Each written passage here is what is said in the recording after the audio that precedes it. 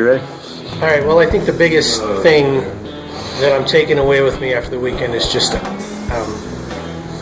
point that, loving my wife like Christ loved the church has a prerequisite. And, if I can't understand my wife properly, then it's a lot harder, if not impossible, to love her properly.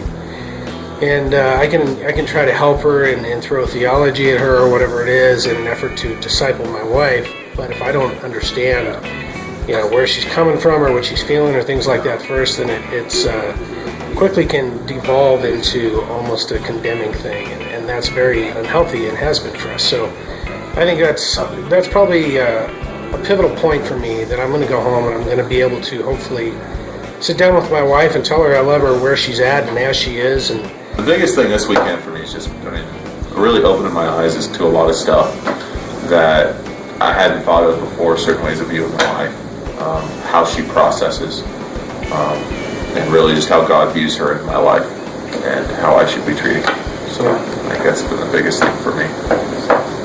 I really appreciated this weekend that what Carey had done for us, being able to take the time and really fellowship with a group of guys, to be able to not only share my story, but to hear your all's, and being able to learn a lot of techniques and just learn something about myself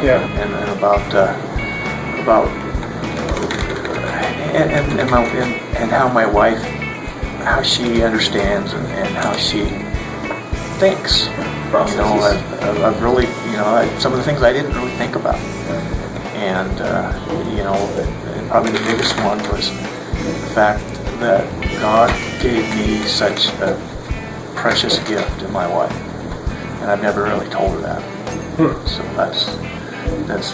that was probably the biggest takeaway, and be able to, have techniques about understanding her and taking the initiative to bring that conversation to her. I want to learn proactively what gifts God put in her just for me personally. I think that's something that I have maybe neglected and haven't understood certainly fully enough. And I'm kind of excited to go and explore that.